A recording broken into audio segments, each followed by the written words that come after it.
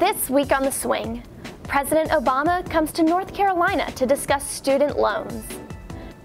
Sophomore Cleo Dan shows you how to make dark chocolate cranberry-walnut clusters. And Kassondra Cloos goes through this week's news in 60 seconds.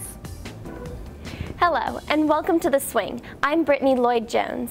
President Barack Obama came to North Carolina on Tuesday to foster discussion about the rising costs of college. He addressed thousands of students at the University of North Carolina at Chapel Hill and shared that he just finished paying off his own loans 8 years ago.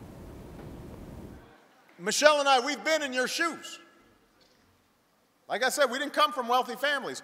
So when we graduated from college and law school, we had a mountain of debt. When we married, we got poor together.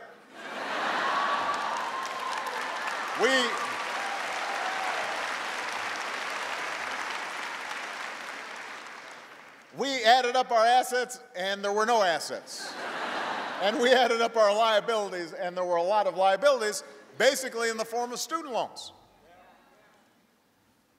We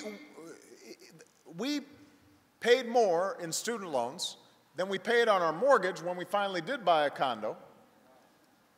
For the first 8 years of our marriage, we were paying more in student loans than what we were paying for our mortgage. So we know what this is about. And we were lucky to land good jobs with a steady income.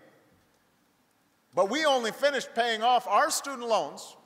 Check this out, all right? I'm the President of the United States.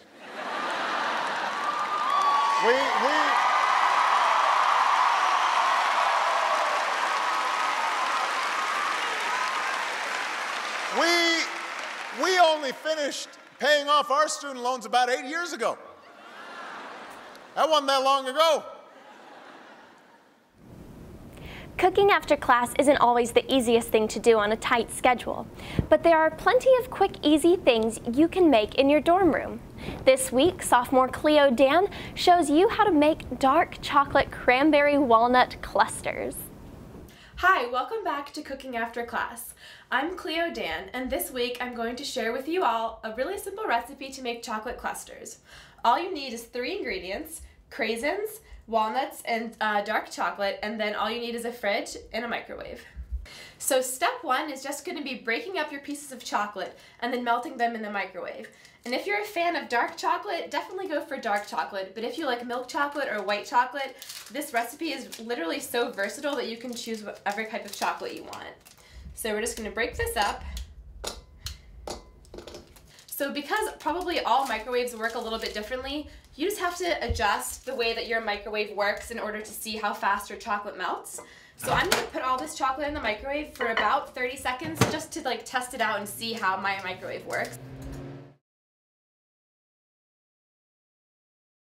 So step 2 is really simple. All we're going to do is take our walnuts and craisins, or if you like pecans better, or almonds, just whatever nut you want, and then your fruit, and then we're going to put it in a measuring cup. So you want about 1/4 cup of each ingredient, and then we're just going to mix it all up together within the chocolate. But first, let's just measure it out.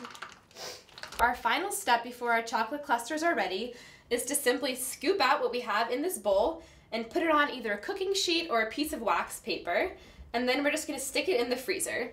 So if you have a spoon, that's great. If you have a little mini measuring cup, that also works out fine.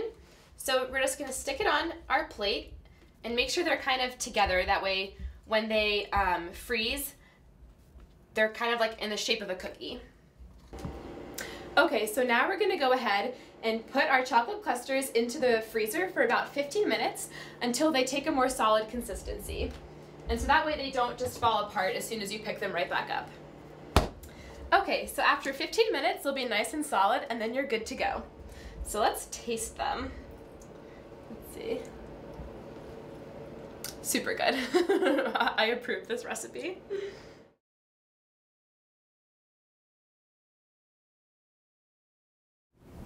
Finally, here's Kassondra Cloos with a 60-second rundown of what else you can find in print and online this week here at the Pendulum. Thanks, Brittany. Spectrum and SGA have partnered to draft a resolution to demonstrate SGA's opposition to Amendment 1.